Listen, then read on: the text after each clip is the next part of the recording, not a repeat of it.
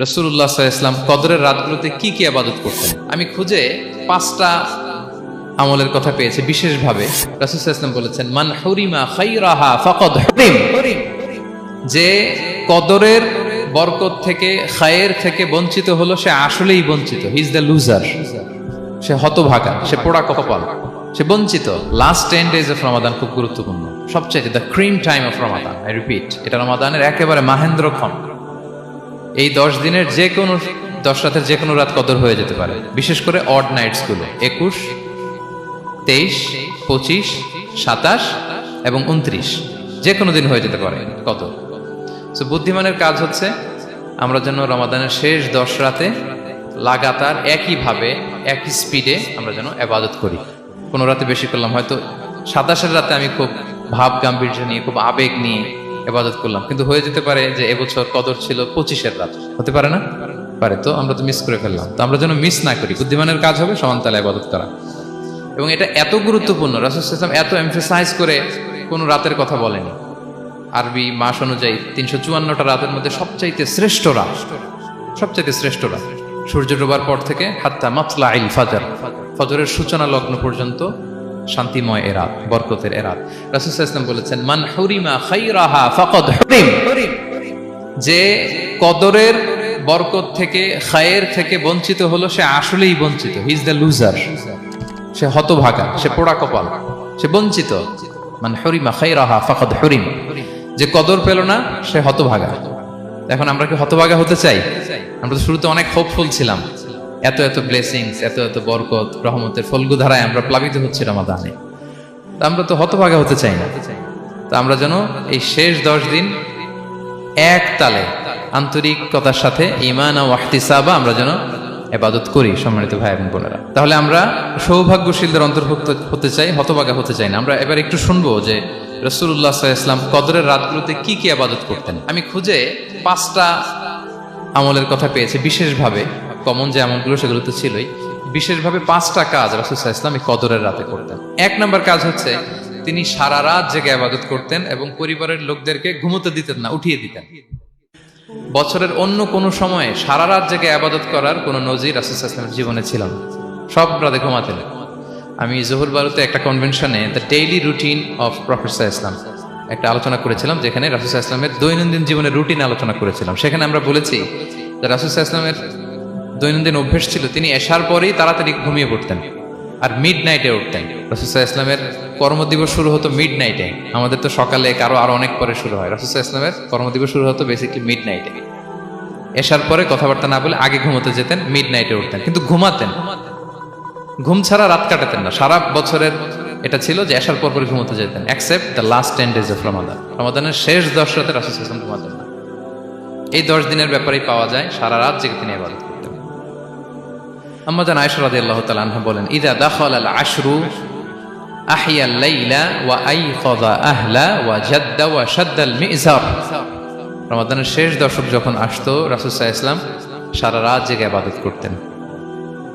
পরিবারের সদস্যদেরকে জাগিয়ে তুলতেন, স্ত্রীদের ঘুমাতে দিতেন না, জাগিয়ে তুলতেন। ফাতেমা রাদিয়াল্লাহু তাআলা আনহার ঘর পাশেই ছিল, তাদেরকে যে জাগাতেন এবং নিজে সারা রাত ইবাদত করতেনই।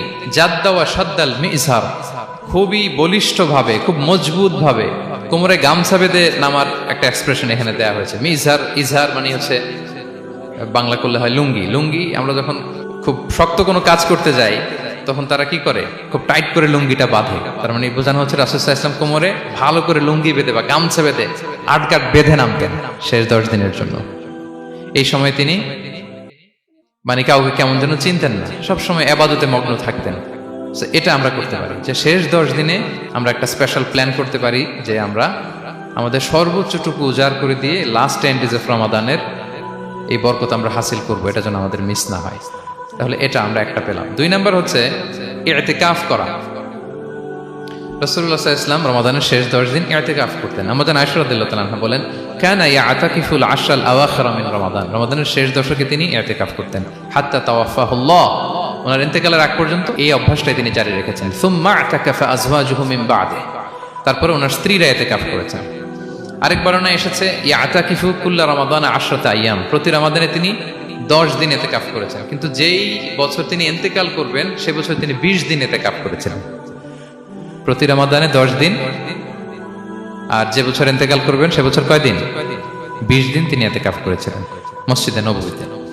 তাহলে আমরা এই রমাদানের শেষ দশকে এটা করতে পারি। 2 নম্বর পয়েন্ট হচ্ছে এতেকাফ করা। যারা আমরা করিনি তারা আমরা এতেকাফ করতে পারি। আমাদের IIM এর মসজিদ এটা এতেকাফের জন্য একটা উর্বর জায়গা। আমরা যখন এই ক্যাম্পাসে ছিলাম তখন দেখেছি যে এখানকার এতেকাফের পরিবেশ যে এত সুন্দর এটা কল্পনাই করা যায়, অসাধারণ পরিবেশ। আপনি যদি এতেকাফ নাও করেন, রাত 2টা বা 3টার দিকে সেন্ট্রাল মস্কে এসে বসে থাকলেও হবে। রাত 2টা 3টার দিকে এসে বসে থাকলে দেখবেন যে কেউ সেজদায় পড়ে কান্না করতেছে, কেউ হালাকা করতেছে, কেউ তাসবিহ পড়তেছে, কেউ কোরআন তেলাওয়াত করতেছে। মানে এত সুন্দর পরিবেশ, ওটা দেখলেই আপনার ইবাদত করতে মন চাইবে। আমরা যেন এতেকাফ করার চেষ্টা করি। এতেকাফ করতে না পারলে শেষ দশকের রাতগুলো যেন মসজিদে কাটানোর চেষ্টা করি, তা না পারলেও বাসায় যেন এই রাতগুলো আমরা মিস না করি। বিশেষ করে সেন্ট্রাল মস্কে তো অসাধারণ পরিবেশ, এটা হাইলি রেকমেন্ডেড। ইফ পসিবল আপনারা আসবেন, এখানে ইবাদতের চমৎকার পরিবেশ থাকে। 3 নাম্বার হচ্ছে রাসূল সাল্লাল্লাহু আলাইহি ওয়াসাল্লাম এবং জিবরাইল আলাইহিস সালাম যৌথভাবে কোরআন রিভিশন করতেন। খুব ইন্টারেস্টিং। সারা বছর যেটা নাজিল হতো, রমাদানে জিবরাইল আলাইহিস সালাম রাসূল সাল্লাল্লাহু আলাইহি ওয়াসাল্লামকে শোনাতেন, রাসূল সাল্লাল্লাহু আলাইহি ওয়াসাল্লাম আবার জিবরাইল আলাইহিস সালামকে শোনাতেন। সহিহ বুখারীর বর্ণনা, কানা জিবরিলু ইয়ালকাহু ফি কুল্লি লাইলাতিন মিন রমাদান ফায়ুদারিসুহুল কুরআন। প্রতি রমাদানের প্রতি রাতে এসে রাসূল সাল্লাল্লাহু আলাইহি ওয়াসাল্লামের সাথে কোরআন মুদারাসা করতেন। সহিহ মুসলিমের বর্ণনায়, আন্না জিবরিল কানা ইউআরিদুহু বিল কুরআন কুল্লা আমিন মাররা। প্রতি বছর রমাদানে একবার শোনাতেন বা শুনিয়েছেন, যে বছর তিনি ইন্তেকাল করবেন তিনি 2 বার শুনিয়েছিলেন। আরাদা ইউআরিদু মানে এটা ফ্রম বোথ সাইড। আরবি শব্দটা এমন যে জিবরাইল আলাইহিস সালাম শোনাতেন, এরপর রাসূল সাল্লাল্লাহু আলাইহি ওয়াসাল্লাম জিবরাইল আলাইহিস সালামকে শোনাতেন, কোরআন রিভিশন করা।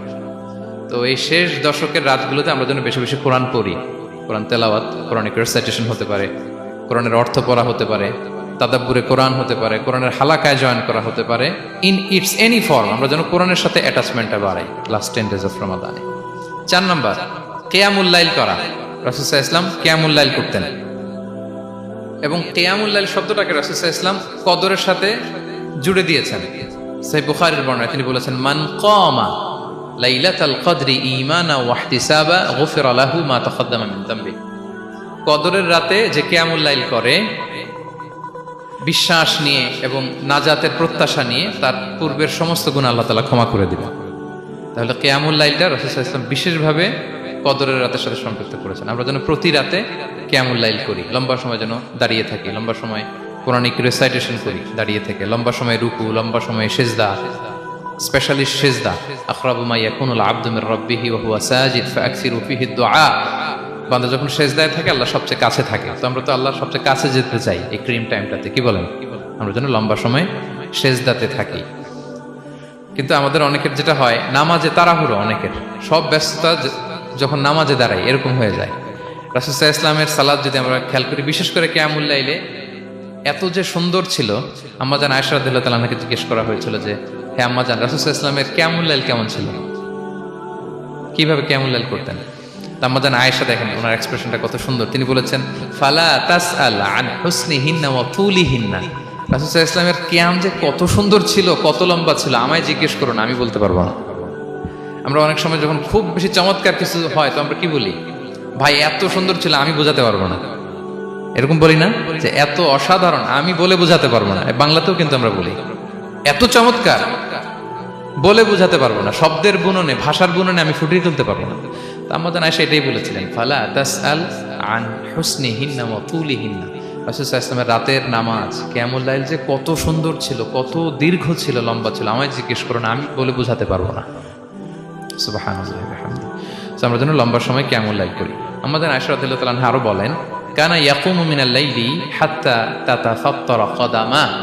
এত দীর্ঘ সময় দাঁড়িয়ে থাকতেন, থাকতে থাকতে ওনার পা ফুলে যেত, পা দুটো ফুলে যেত। আপনিও দীর্ঘ সময় দাঁড়িয়ে দেখেন যে পায়ে ঝিম ধরে যাবে, পা ফুলে যাবে, এটা করতেন রাসূল সাল্লাল্লাহু আলাইহি ওয়াসাল্লাম। তো আম্মাজান আয়েশা বলেন, ইয়া রাসূলুল্লাহ লিমা তাসনাউ হাযা ওয়া ক্বাদ গুফিরা লাকা মা তাকদ্দামা মিন যামবিকা মা তাআখার। আপনি এত কষ্ট কেন সহ্য করেন নিজের দেহের উপরে?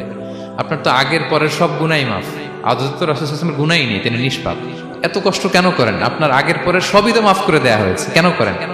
রাসূল সাল্লাল্লাহু আলাইহি ওয়াসাল্লাম উত্তর করেছেন, আফালা উহিব্বু আন আকুনা আবদান শাকুরা। আয়েশা, আমি কি শুকরগুজার বান্দা হতে পছন্দ করব না? আল্লাহ তাআলা আমাকে তার রহম এবং করমে সব মাফ করে দিয়েছেন, কিন্তু আমি কি শুকরগুজার হব না? আমি কি আমার রোলটা প্লে করব না? আমি কি নিজেকে সঁপে দেব না আল্লাহ তাআলার কাছে জায়নামাজে? তো এটা ছিল সংক্ষেপে রাসূল সাল্লাল্লাহু আলাইহি ওয়াসাল্লামের কিয়ামুল লাইলের ধরন। এভাবে তিনি দীর্ঘ সময় কিয়ামুল লাইল করতেন। আমরা যেন এটা করি। সেন্ট্রাল মস্কে কিয়ামুল লাইল এবছরও নিশ্চয়ই হচ্ছে, আমরা যেন অংশগ্রহণ করি। 5 নম্বরে রাসূল সাল্লাল্লাহু আলাইহি ওয়াসাল্লাম দোয়া করতেন। এই কদরের রাতগুলোতে খুব বেশি বেশি দোয়া করতেন। দোয়া নিয়ে আমরা একটা জুমার খুতবা দিয়েছিলাম, সেখানে আমরা বলেছিলাম যে দোয়া হতে হবে খুব আন্তরিক দোয়া, রোবোটিক দোয়া যেন না হয়। আপনার আবেগ, ভালোবাসা, মনের মাধুরী মিশিয়ে, চোখের পানি মিশিয়ে, অশ্রু সিক্ত করে এই দোয়াটা করতে হবে, তাহলে সে দোয়া আল্লাহর কাছে কবুল হবে। আমরা যেন আমাদের ভাব, আবেগ সব ঢেলে দিতে পারি আমাদের দোয়াতে, আমাদের সেজদায়, আমাদের কিয়ামুল লাইলে। এবং যে কোনো ভাষায় কোরআনিক দোয়াগুলো রেকমেন্ডেড, হাদিসের মাসুরগুলো রেকমেন্ডেড। তাছাড়া আপনার নিজের ভাষায় আপনার কি চাওয়া, আপনার কি আকাঙ্ক্ষা, আপনার মনের কষ্ট, যাতনা সবকিছু আপনি আল্লাহ তাআলার কাছে পেশ করুন। এবং আম্মা জান আয়েশা জিজ্ঞেস করেছিলেন, ইয়া রাসূলুল্লাহ, আমি যদি কদর পেয়ে যাই আমি কি বলবো এই রাতে? মা আদউ, কি দোয়া করবো? রাসূল সাল্লাল্লাহু আলাইহি ওয়াসাল্লাম বললেন, তাকুলিন, আয়েশা তুমি বলবে, আল্লাহুম্মা ইন্নাকা আফুউন তুহিব্বুল আফওয়া ফাআফু আন্নি। আয়েশা তুমি যদি কদরের রাত পেয়ে যাও এটা বলবে, হে আল্লাহ আপনি ক্ষমাশীল, আল্লাহ আপনি ক্ষমাকে পছন্দ করেন, আল্লাহ তাই আপনি আমায় ক্ষমা করেন। হে আল্লাহ আপনি ক্ষমাশীল, আপনি ক্ষমাকে পছন্দ করেন, আল্লাহ আপনি আমাকে ক্ষমা করেন। এই দোয়াটা আমরা যেন বেশি বেশি করি। আমার সাথে সাথে সবাই একটু পড়ুন মেহরবানি করে। আল্লাহুম্মা ইন্নাকা আফুউন তুহিব্বুল আফওয়া ফাআফু আন্নি। আল্লাহুম্মা ইন্নাকা আফুউন তুহিব্বুল আফওয়া ফাআফু আন্নি। হে আল্লাহ আপনি ক্ষমাশীল, আপনি ক্ষমা করাকে পছন্দ করেন, আল্লাহ আমাকে ক্ষমা করেন। আমরা আমাদের নিজেদের ভাষায় অনেক দোয়া করতে পারবো, কিন্তু রাসূল সাল্লাল্লাহু আলাইহি ওয়াসাল্লামের শেখানো দোয়াগুলো এটা হচ্ছে মানে very precise in wording but comprehensive in meaning. এটার অর্থ, এটার আবেদন এটা অনেক বেশি। আমি অনেক 10টা-20টা বাক্য বলে এত সুন্দর কথা মিলাতে পারবো না। রাসূল সাল্লাল্লাহু আলাইহি ওয়াসাল্লাম যেটা শিখিয়ে দিয়েছেন, আগে আল্লাহর প্রশংসা করলাম, আল্লাহ আপনি ক্ষমাশীল, আবারও প্রশংসা, আল্লাহ আপনি তো ক্ষমা করাকে পছন্দ করেন। যেটা আপনি পছন্দ করেন না ওইটা তো চাচ্ছেন, যেটা আপনার পছন্দ, যেটা আপনি করতে ভালোবাসেন, গাফিরিয যামবি ওয়া কাবিলিত তাওব, আপনি ক্ষমা করাকে পছন্দ করেন, তওবা কবুলকে আপনি পছন্দ করেন, তো সেটাই তো চাচ্ছি আপনার কাছে, আপনি আমার তওবা কবুল করুন, আল্লাহ আপনি আমাকে ক্ষমা করুন। সো এই দোয়াটা প্রত্যেক রাতে যেন আমরা বেশি বেশি করি সম্মানিত সুধী। এবং এই যে রিমাইন্ডারগুলো শুনলাম, এটা রমাদানের পরেও যেন আমরা অব্যাহত রাখি।